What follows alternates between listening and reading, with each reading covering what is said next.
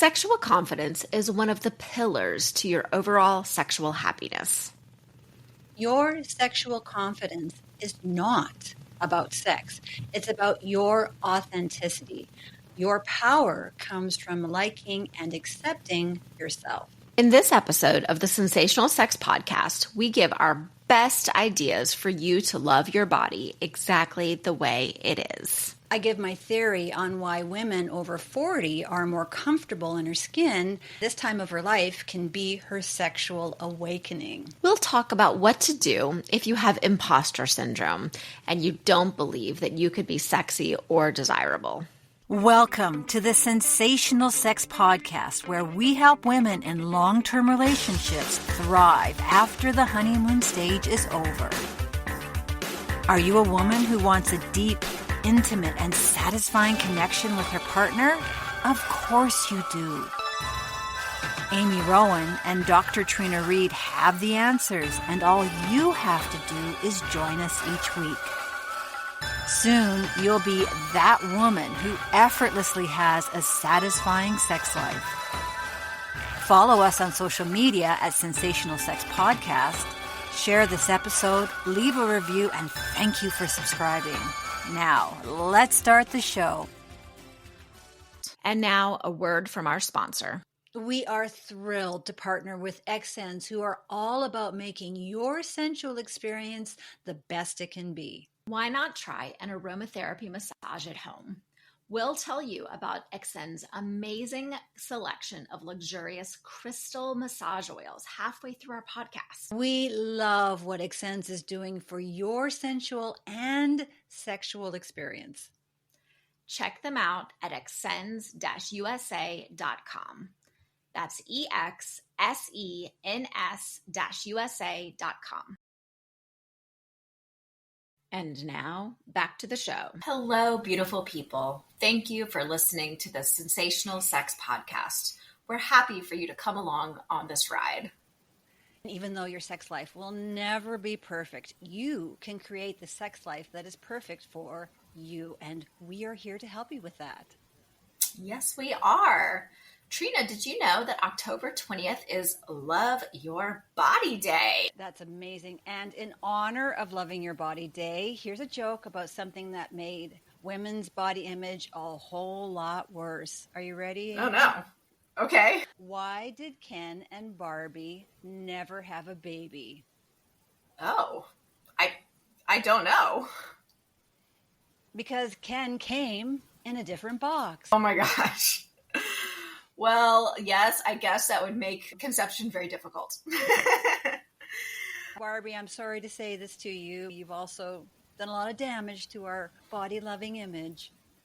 The new Barbie movie, I don't know if you saw it. It was really fantastic. New messages for all the girls and young women out there, which is wonderful. It is wonderful. And it's about time. My best tip for a person to love their body, you're going to roll your eyes when you hear this, is to say thank you to each body part and how they help you each day. You look in the mirror and you say thank you to your legs because they help you walk each day. I've had cellulite on the back of my legs since I've been 11 years old, probably before I was 11 years old, and I've always hated my legs, and I can't look in the mirror at the cellulite on the back of my legs. When I look at my legs in terms of what happens if I couldn't walk, suddenly the cellulite on the back of my legs is pretty insignificant. When you look at your body in the way that it's helping you, it's taking you through this life, things that you might not like about your body a lot of times become pretty insignificant. That goes along with an exercise that I do with a lot of my clients, the mirror exercise, which sounds a lot like what you're talking about. You know, another really wonderful tip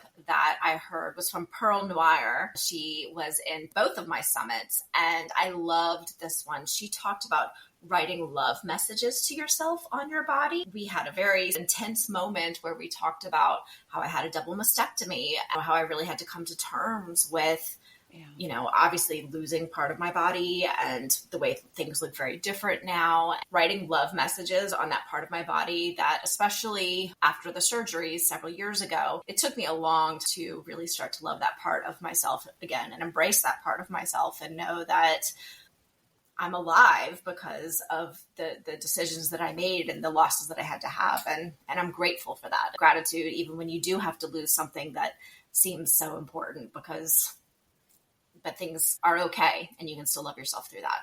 Remember a few years back on Twitter, women who had mastectomies would get tattoos over their mastectomy, and that was like a badge of honor. They were warriors.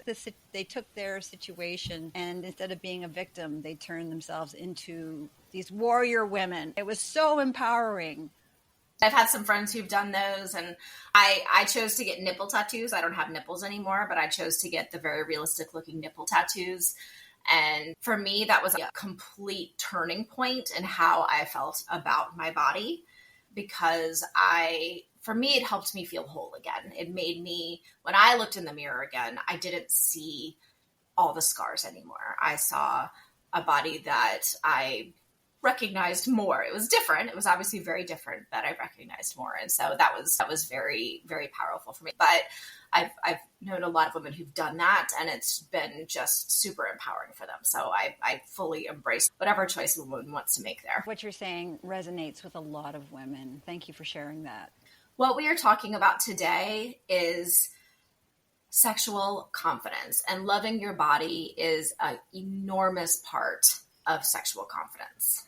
It is. We'll get into 5 ways that you can tap into your sexual confidence that you can use today at the end of this podcast.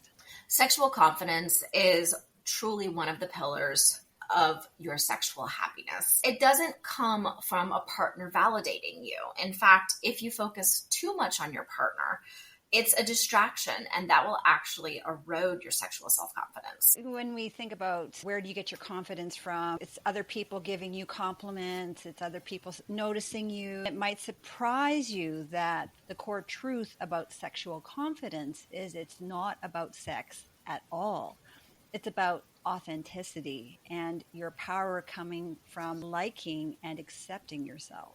That makes a lot of sense to me, Trina.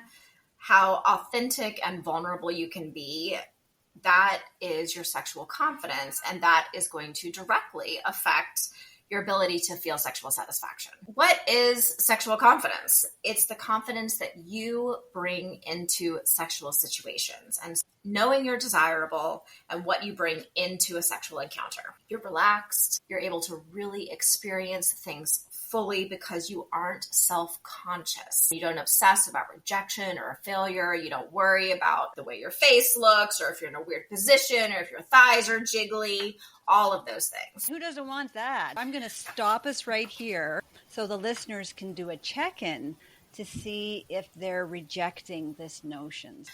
So many of us think that being free and easy about our sexual experience is for someone else, but not for me. You think that sounds great, but I don't even know how I could not worry about the way that I look in bed, or if I'm making weird noises, or if I'm being too loud or not loud enough, or do I sound like a cat in heat? All of these things that go through our head.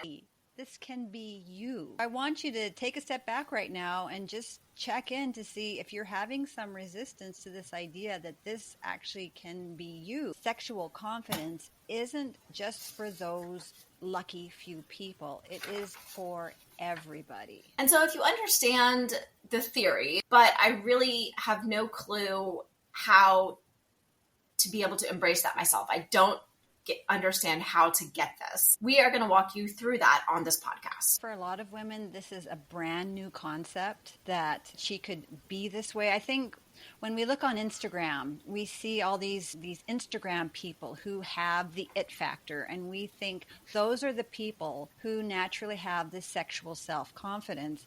Do you think there's something to having imposter syndrome? I have yet to meet a single person who does not have imposter syndrome. The people who say they don't have it are probably lying to themselves, frankly. I have imposter syndrome. I was the hot mess mom. I'm still the hot mess mom. People, Amy, you are so organized. You have no idea. No idea. I see these young moms and their hair is done and they've got their nice eyelashes and they've got their makeup. They're walking down with the stroller. I was never like that, ever. I think people think that with sex as well, right? They look at a couple, they look at a woman, they're like, oh my gosh, she must have the best sex life. She's so confident. But, I will tell you, I have worked with clients that are 5'10", 110 pounds wet, absolutely stunningly gorgeous. They have the exact same concerns and hangups, and sometimes even more so. I think the first step in having sexual confidence is just believing that it could be you. And, it is possible. I can be that person who feels sexy and sexual and sensual. That's a bit of a mind shift for a lot of women to say, hey, you know what? I can be this way. Amy, let's start at the start. Sexual confidence is having a positive mindset. If you aren't sure what a positive sexual mindset is, you can listen to our episode number 3 because we cover it pretty well. Why is sexual positive mindset a key to your sexual confidence? Because chances are any negative attitudes you have towards your sexuality, which we would call your negative mindset, directly affects your confidence. So how does that work? Any negative attitudes can create resentment, anxiety, guilt, shame about your current sexual situation. These negative feelings that you're experiencing are going to impact your mental health and the way that you feel about your relationship and how connected you feel. There are so many things that can have a positive or negative impact on your sexual confidence. For example, after you have a baby and your body changes and everything in your life changes and you're just trying to scramble and figure out how this is all going to fit together, that completely knocks their confidence down. And also when you're going through menopause and you're on this hormone roller coaster and your libido flatlines and all this stuff is happening to you and you don't know from one day to the next what it's going to be, that also really knocks your sexual self-confidence. I think what's really important that you're highlighting here, sexual confidence is also a journey. There's going to be times that we're feeling more confident. There's going to be times that confidence is going to be shaken, if not completely and totally destroyed, and you've got to rebuild it from the ground back up. And then you may rebuild it, and then it may tank again, or you're going through these different ebbs and flows. And I think acknowledging that there's no perfect destination. There's never going to be this time that you're going to be the perfect sexually confident woman all the time. And that's okay. It's something to continue to work at. And if you're feeling shaken, if something has happened, whether it's having a baby or going through menopause or perimenopause or having a double mastectomy or any number of different Or going things. through a divorce. Or going through a a major life change. These are all things, they're directly affecting your ability to feel confident. I'm a mid-40s woman now. Something does happen when women hit that 40-year-old plus mark, and I'm definitely in the thick of this personally. You're there. But sexual confidence isn't about sex appeal per se. Rather, it's about the extremely valuable wisdom and experience that comes. Many women I've spoken to over the years would agree that when we're younger, they were more inclined to let other people define their sense of self. Women who know their bodies better, know what turns them on, report enjoying sex more. They're more confident that their interactions are going to be successful. The key for me was I started to care less about what other people were thinking about me. That was the turning point. When I just stopped caring about what other people thought about me. It was just such a freedom that you just don't have when you're in your 20s and your 30s. Yeah. Interesting, because it was almost like this light switch. I hit 40 and it was just kind of like, I don't know. It's like a mist descends on you. Yeah. And you're like, oh wait, you don't like me? That's on you. Cool. I don't like you either. Bye. It's very freeing. And for me, did translate into the bedroom. And I was diagnosed with stage 0 breast cancer at age 38, right before I turned 39, actually. All of that happened simultaneously. That was sort of an interesting shift in many different ways. You know what? I don't really care. I am who I am. I've been like this now for 40 plus years. And Take it or leave it. This is me. And I like that Do you want to know stage. what my biggest revelation was when I turned 40? That my husband found me really attractive. And that's all that mattered. I don't know why that was such a big shift for me, but it was huge. I've got a big bum and I've got cellulite on the back of my thighs. And I'm small chested. All these things I don't like about myself. But my husband thinks I'm the best. And that's all that matters. If we could only view ourselves the same way that the people that love us the most view us, why can't we see ourselves through that same lens? That's that sexual confidence, being able to turn that around and say, he loves that big bum. He loves that small chest. He loves that cellulite. And you know what? I need to love those things too because it's me and that's just who I am. We need to turn that loving lens on ourselves. I wish we could bottle it and sell it because we'd be rich right now. Yes, we would. One of our listeners, Lucy, is 42. And she said, if I took the confidence that I have now and the body that I had in my 20s or 30s, I would be unstoppable. But would I trade what I now understand about myself, my body, and sex just to have my body back? No way. When Lucy was younger, her fear of rejection and insecurity caused her to be a people pleaser. Anybody else a people pleaser? I'm a people pleaser. Right here.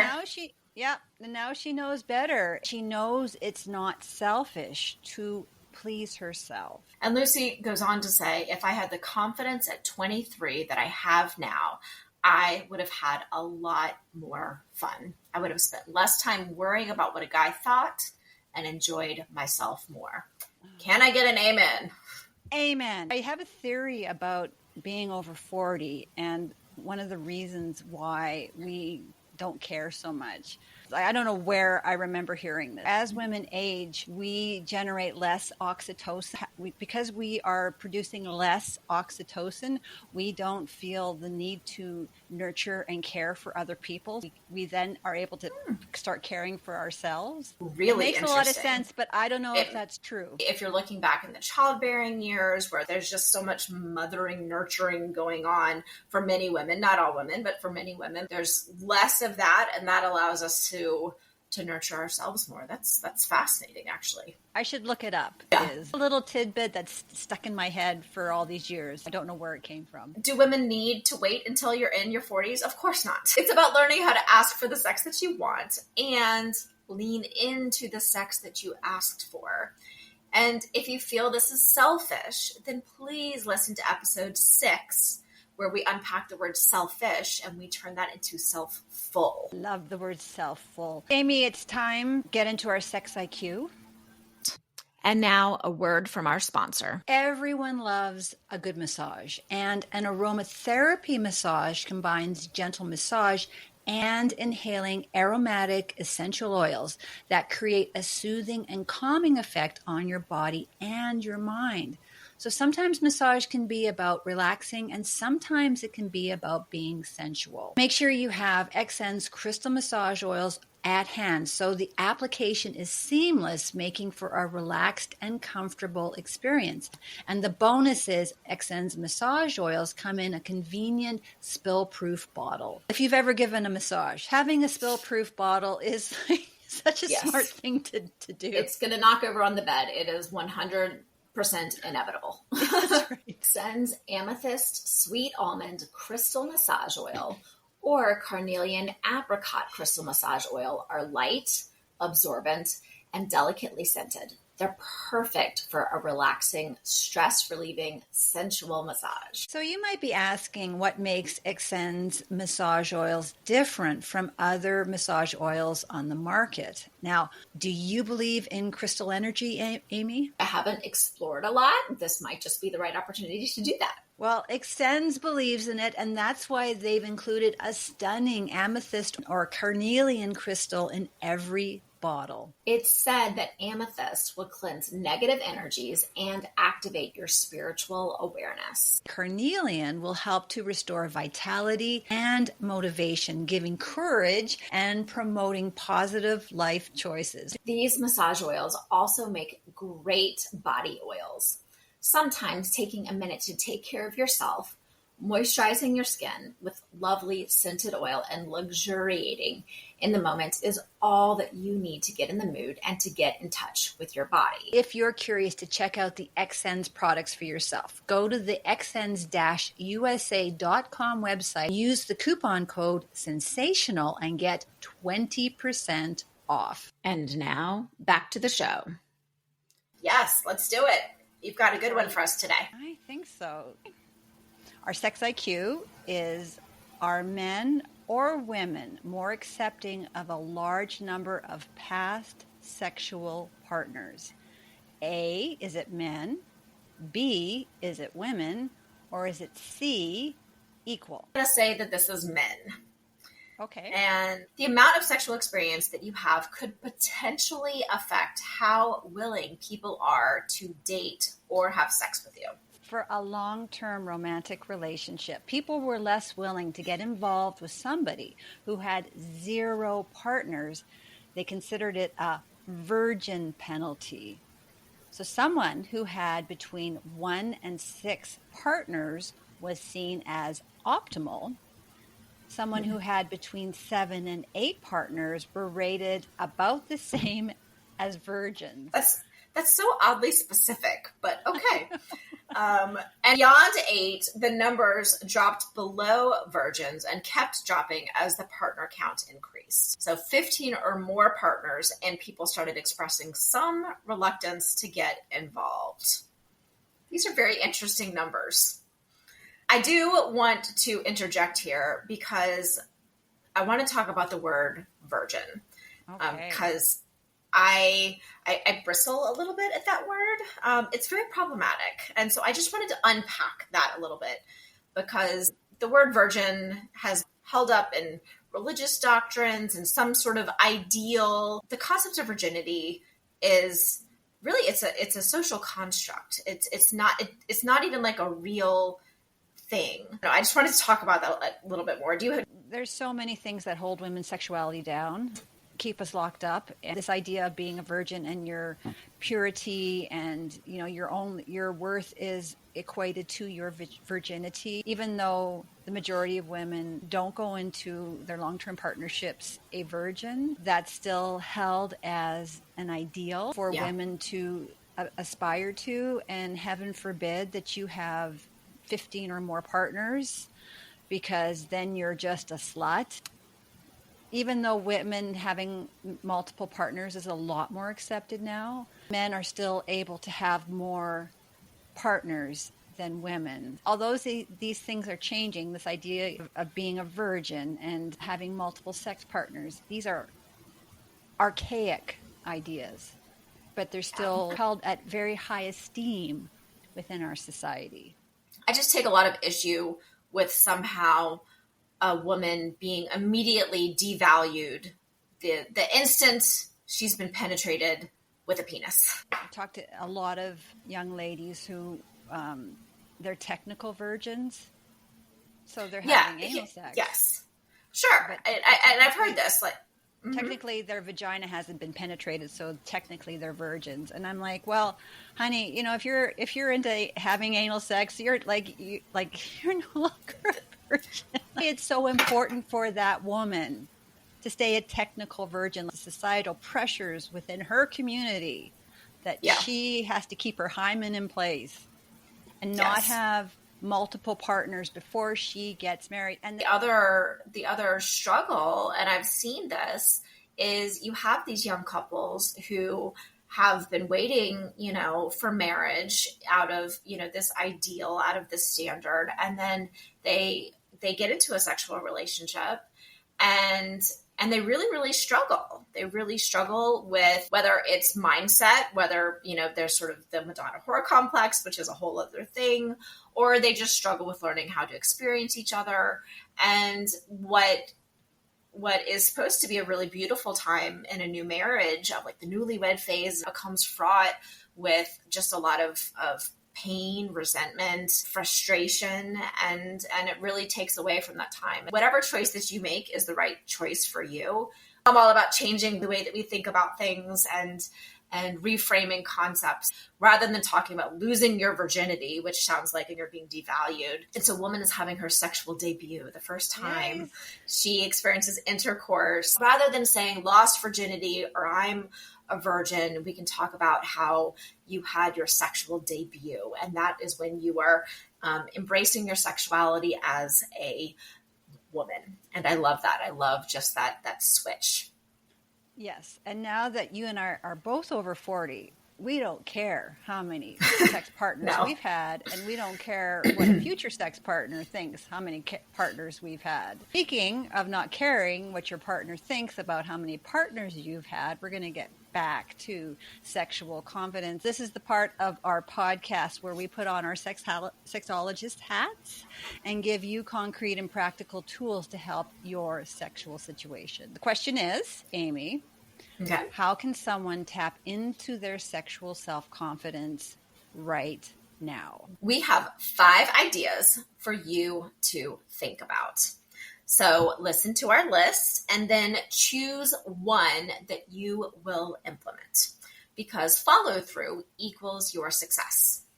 This is only going to work if you think, oh, I can do that, and then actually go out and do it.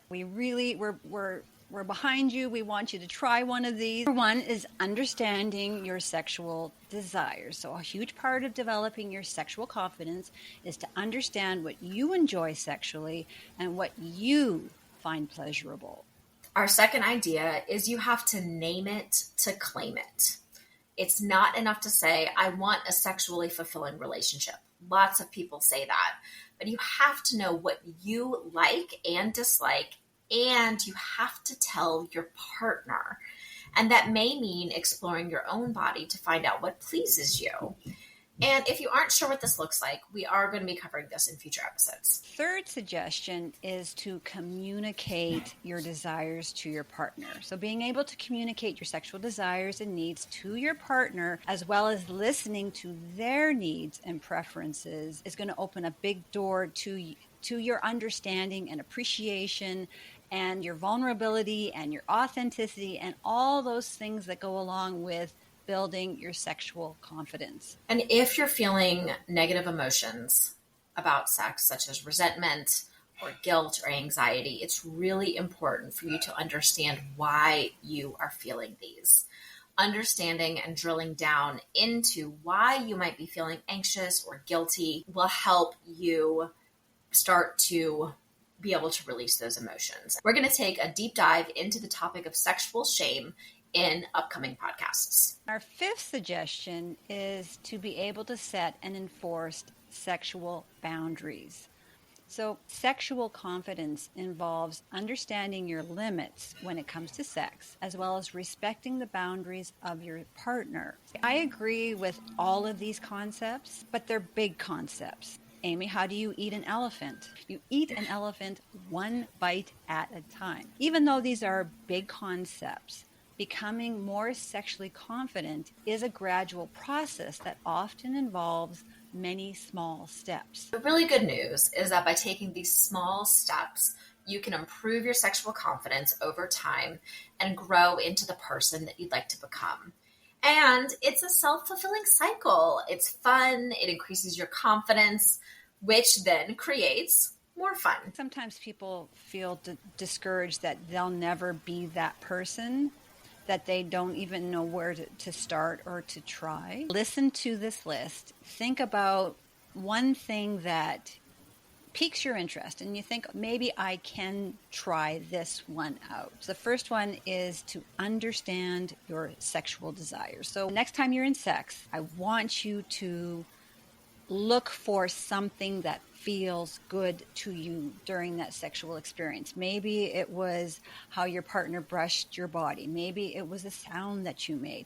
Maybe it was the close contact with your partner. Whatever it is for you, I want you to intentionally go into the sexual experience, look at what brings out your desire, and just pay attention. I've had several clients who've said things to me. I don't really know what I like. I'm not really sure. I don't know what I want.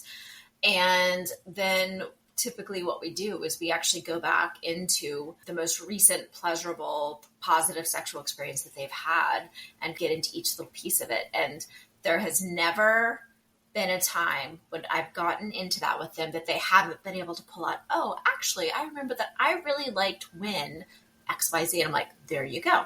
That's something that you like. That's one thing. And I think the other thing that is important to remember in this is I feel like a lot of people think if someone asks them, what do you want in bed? What do you want?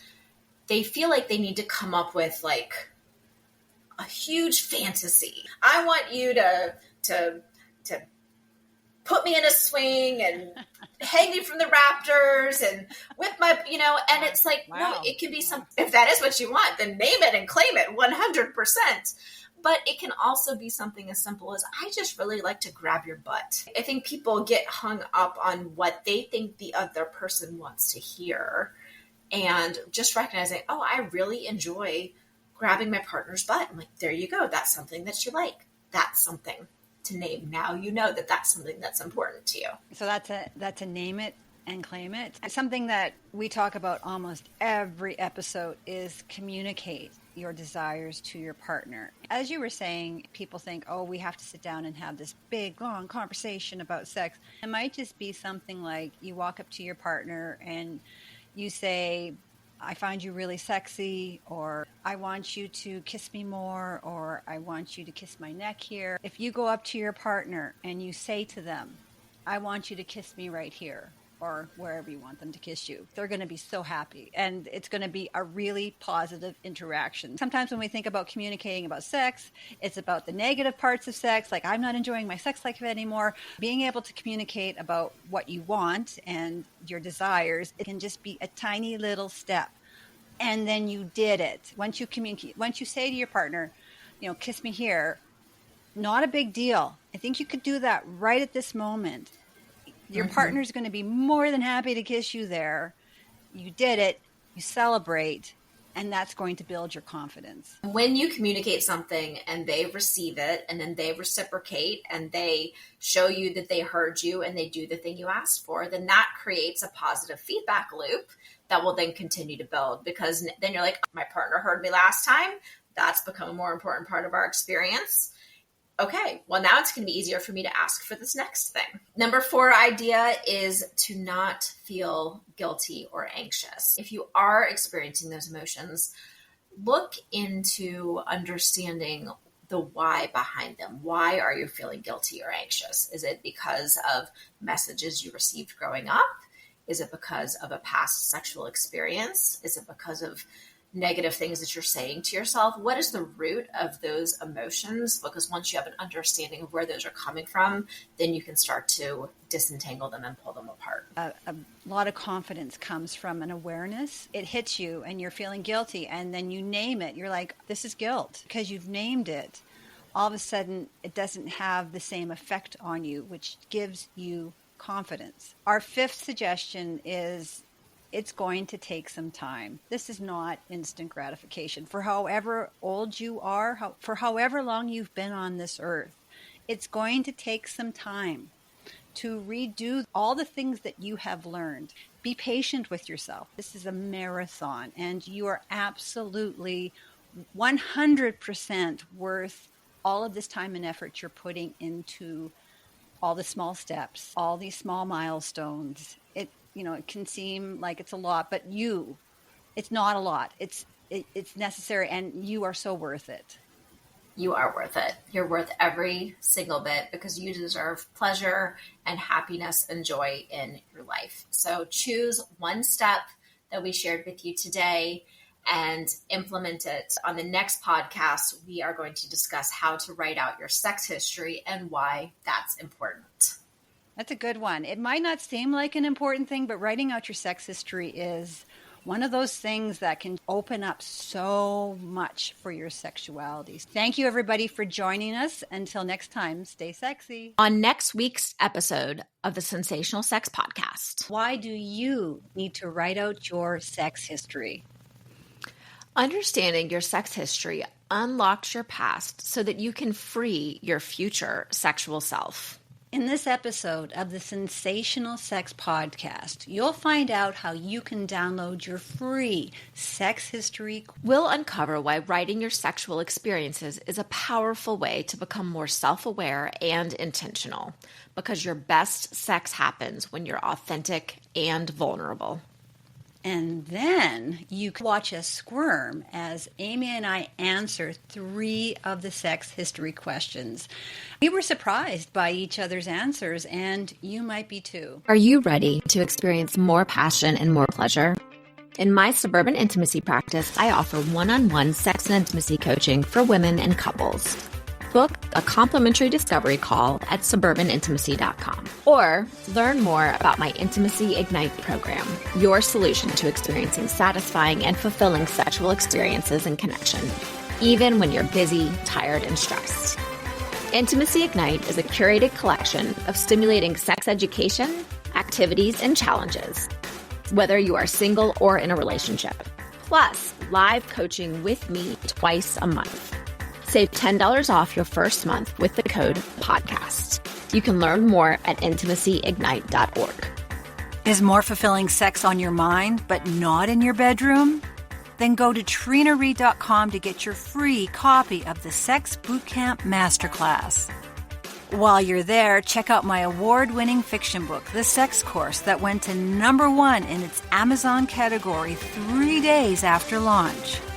Both the Sex Course and Sex Bootcamp Workbook are available in audiobook. If you want to hang with groovy, like-minded, sex-positive women, then join my online courses and the Success Community. It's your time to create the sex life of your dreams. It all starts at trinareid.com. Did you love what you learned today?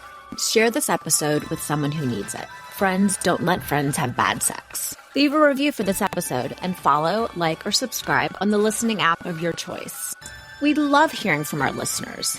Email us at sensationalsexpodcast@gmail.com. You can follow us on all social media platforms at Sensational SX Podcast and join our mailing list at sensationalsexpodcast.com.